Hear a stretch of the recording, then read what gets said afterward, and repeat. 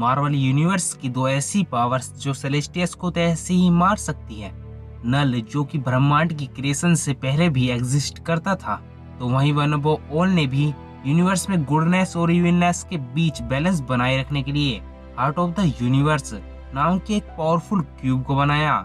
लेकिन अगर इन दोनों की यानी कि Thanos with heart of the universe और नल जो कि एक एंसेंट गॉड ऑफ सिम्बियोड है, तो अगर इन दोनों की फाइट होती है तो नतीजा क्या होगा ये तो तुम लोगों को इस वीडियो के लास्ट में पता ही चल जाएगा। लेकिन उससे पहले अगर तुम लोगों ने चैनल को सब्सक्राइब नहीं किया है सो प्लीज चैनल को सब्सक्राइब अभी कर लेना। चलिए तो फिर बिना किसी देरी के आज की इस अमेजिंग वीडियो को शुरू करते हैं।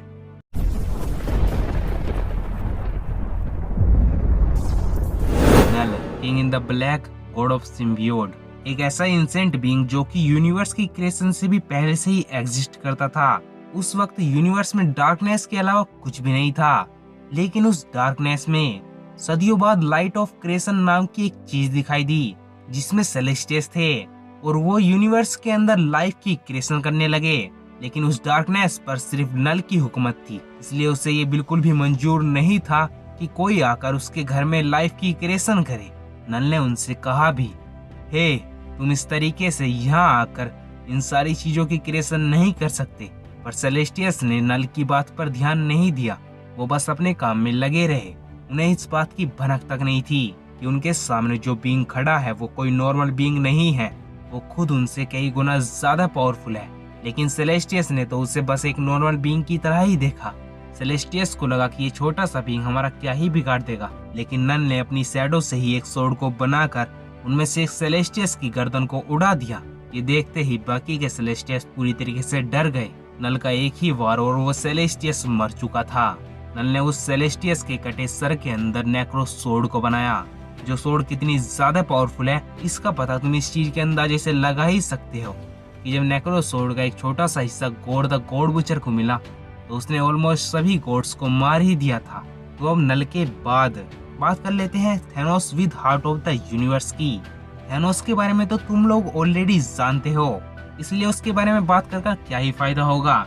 लेकिन हम हार्ट ऑफ द यूनिवर्स के बारे में जरूर बात करेंगे। जब यूनिवर्स के अंदर इविलनेस बढ़ रही थी तो इविलनेस और गुडनेस के बीच बैलेंस बनाए रखने के लिए वन ऑफ ऑल ने हार्ट ऑफ द यूनिवर्स नाम के एक क्यूब की क्रिएशन की। जो क्यूब इतना ज्यादा पावरफुल था कि उसकी मदद से किसी भी यूनिवर्स को क्रिएट या डिस्ट्रॉय किया जा सकता था। वन ऑफ ऑल ने हार्ट ऑफ द यूनिवर्स को बनाकर उसे यूनिवर्स में ऐसे ही छोड़ दिया, जिस सब के बाद हार्ट ऑफ द यूनिवर्स एक एलियन रेस को मिला जिन्हें सेलेस्टियस ऑर्डर के नाम से भी जाना जाता था। उन्होंने हार्ट ऑफ द यूनिवर्स को मिस्र के पहले फियोन हाकिनाटन को दे दिया। हार्ट ऑफ द यूनिवर्स मिलने के बाद हाकिनाटन ने उसका इस्तेमाल कई सालों तक किया, पर एक इवेंट के दौरान थैनोस को पता चलता है कि यूनिवर्स के अंदर हार्ट ऑफ द यूनिवर्स नाम का एक क्यूब है जो कि इतना ज्यादा पावरफुल है कि उससे कुछ भी किया जा सकता है।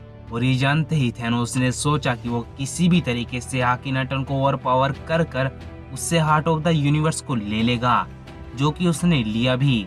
थैनोस ने हाकिनाटन को ओवर पावर कर दिया और उससे हार्ट ऑफ द यूनिवर्स को ले लिया।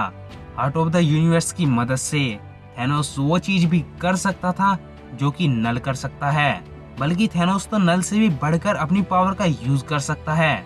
वो नल के साथ साथ पूरे के पूरे यूनिवर्स तक को इरेज कर सकता है। और इसके साथ ही टाइम हो या एनर्जी, ऐसा कुछ भी नहीं है जो कि हार्ट ऑफ द यूनिवर्स से ना करा जा सकता हो। जहाँ नल ने अपने एक ही वार से सेलेस्टियस तक को मार दिया था, वहीं थैनोस ने हार्ट ऑफ द यूनिवर्स की मदद से एवेंजर्स, सेलेस्टियस, यहाँ तक कि कॉस्मिक बीइंग से भी एक साथ फाइट की थी। और इस बैटल में लिविंग ट्राइब्यूनल, डेथ, इटर्निटी जैसे पावरफुल कॉस्मिक बीइंग भी इन्वॉल्व थे।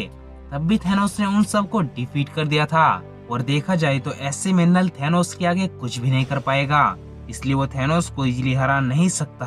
पर Thanos heart of the universe की मदद से उल्टा नल को जरूर हरा सकता है। नल चाहे कितनी भी ताकत का इस्तेमाल कर ले, पर वो हार्ट ऑफ द यूनिवर्स के सामने कुछ नहीं कर सकता। और ये चीज ही थैनोस को नल से ज्यादा पावरफुल बनाती है।